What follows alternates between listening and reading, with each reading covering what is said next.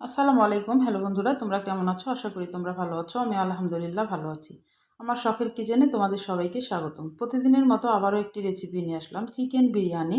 আমি একদম ঘরে থাকা মশলা দিয়ে চিকেন বিরিয়ানিটা তোমাদের তৈরি করে দেখাবো। প্রথম থেকে শেষ পর্যন্ত দেখবো আমি কি কি দিচ্ছি। একদম প্রথম থেকে না দেখলে বুঝতে পারবা না যে আমি কি কি এখানে অ্যাড করছি। চলো শুরু করি। আমি প্রথমে চিকেন নিয়েছি, টক দই আর লবণ দিয়ে এটা মেখে রেখেছিলাম আধা ঘন্টা মতো। কড়াইয়ে পরিমাণ মতো তেল দিয়ে দিলাম। আমি এখন বেরেস্তাটা ভেজে নিব। হাফ কাপ পেঁয়াজ দিয়ে দিলাম বেরেস্তা করার জন্যে। বেরেস্তাটা আমি তুলে নিব, এটা পরে আমার লাগবে।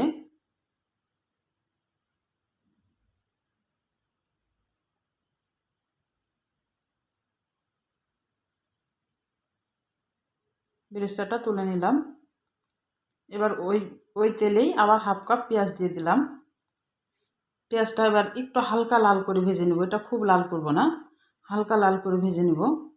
আর এখানে গোটা গরম মশলা, দারুচিনি, এলাচ আর লং আছে এখানে, দিয়ে দিলাম। দিয়ে এবার পেঁয়াজটাকে একটু ভেজে নেব। আর কিছু মশলা দিলাম, এখানে তেজপাতা, গোলমরিচ আর কালো একটা ফল দিয়েছি। তারপরে এবার যে মাংসটা আমি মেখে রেখেছিলাম টক দই আর লবণ দিয়ে, মাংসটা দিয়ে দিলাম। দিয়ে এবার ভালোভাবে মাংসটাকে 2-3 মিনিট মতো একটু ভেজে নিব।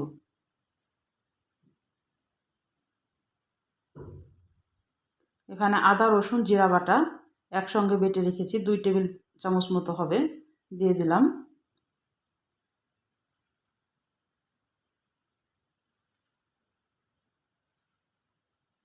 আর এখানে জয়ত্রী, জয়ফল খুব সামান্য মতো একটু বেটে নিয়েছি, যেহেতু মাংসর পরিমাণ অল্প, একদমই সামান্য একটু একটু করে নিয়েছি, এটা বেশি দিলে গন্ধ হয়ে যাবে। আর কাঁচামরিচ বাটা দিলাম। এখানে আমি কোনো লাল মরিচের গুঁড়া অ্যাড করব না, শুকনো মরিচের গুঁড়া অ্যাড করব না, আমি কাঁচামরিচ দিয়ে বিরিয়ানিটা তৈরি করব। আর কোনো বিরিয়ানিরও মশলা দিব না। আর এখানে বাদাম বাটা দিলাম 1.5 টেবিল চামচ মতো।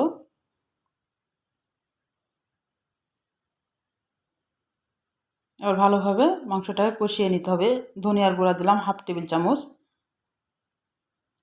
আর গরম মশলার গুঁড়া হাফ টেবিল চামচ দিয়ে এবার ভালোভাবে মাংসটাকে নেড়ে দিতে হবে। আর আমি আগে মাংসতে লবণ দিয়েছিলাম।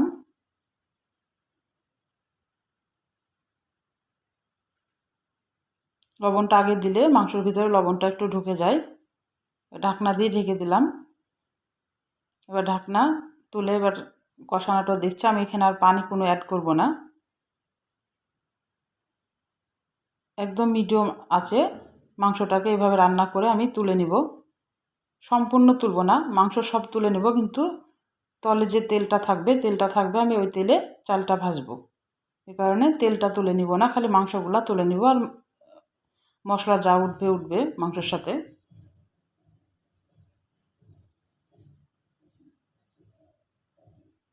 আমি এখানে 1 কাপ চাল নিয়েছি, আমি অল্প একটু করে বিরিয়ানি করছি।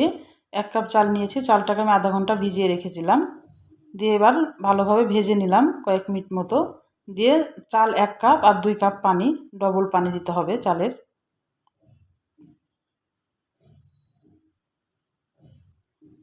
পরিমাণ মতো আর একটু লবণ দিলাম, আগে মাংসে লবণ দেওয়া ছিল।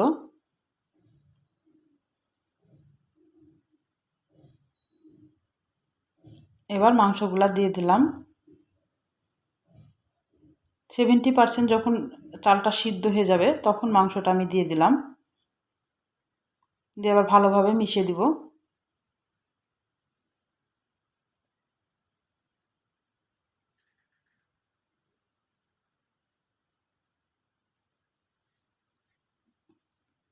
যে বেরেস্তাটা করেছিলাম সেই বেরেস্তাটা এখন উপরে দিয়ে দিব।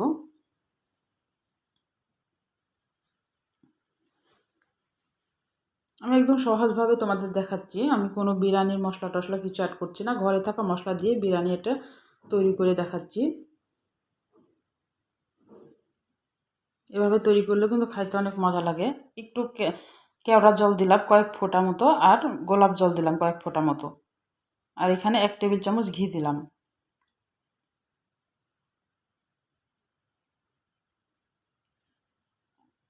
আর আমি 1 টেবিল চামচ চিনি দিয়েছিলাম, ওটা স্কিপ হয়ে গেছে। তোমরা একটু মিষ্টি মিষ্টি খেতে পছন্দ করলে দিতে পারো, আর যারা না মিষ্টি মিষ্টি খেতে পছন্দ করো না তারা না দিলেও চলবে। এবার আমি সমান করে দিয়ে এটাকে 15 মিনিটের জন্য দমে রেখে দেব, একদম লো আছে। আর যার হাঁড়িটা তলানিটা যদি মোটা হয় তাহলে তলাতে কোনো তাওয়া দেওয়ার দরকার নাই, আর যদি তলানিটা যদি পাতলা থাকে তাহলে তাওয়া দেবা দিয়ে একদম লো আছে 15 মিনিট দমে দিলেই বিরিয়ানিটা একদম ঝরঝরে পারফেক্ট বিরিয়ানি হয়ে যাবে। আমার তলানিটা মোটা আছে, আমার তাওয়া দেওয়ার প্রয়োজন মনে হয়নি। দেখো কত সুন্দর ঝরঝরা হয়েছে, দেখেই বুঝতে পারছো। খাইতেও কিন্তু অনেক মজা হয়েছিল। তাহলে আমার রান্নাগুলো যদি তোমাদের ভালো লাগে প্লিজ আমার চ্যানেলটাকে সাবস্ক্রাইব করে দিও, একটা লাইক দিয়ে রান্নাটা দেখা শুরু করো, ছোট্ট একটা কমেন্ট করে জানাও আমার রান্নাগুলো কেমন লাগে। আর পাশে থাকা বেল আইকনটা প্রেস করে দিও, যখনই আমি কোনো এরকম নতুন নতুন ভিডিও তোমাদের মাঝে নিয়ে আসবো তখনই যেন তোমাদের কাছে নোটিফিকেশনটা চলে যায় আগে। আর তোমাদের ছোট্ট কমেন্ট আর একটা লাইক আমাকে অনেক উৎসাহ করে। আমি একটু বেরেস্তা দিয়ে উপরে সাজাই দিলাম, দেখো কত সুন্দর হয়েছে, অনেক সুন্দর হয়েছিল কিন্তু খাইতে। তাহলে আজকের মতো বিদায় নিচ্ছি, আল্লাহ।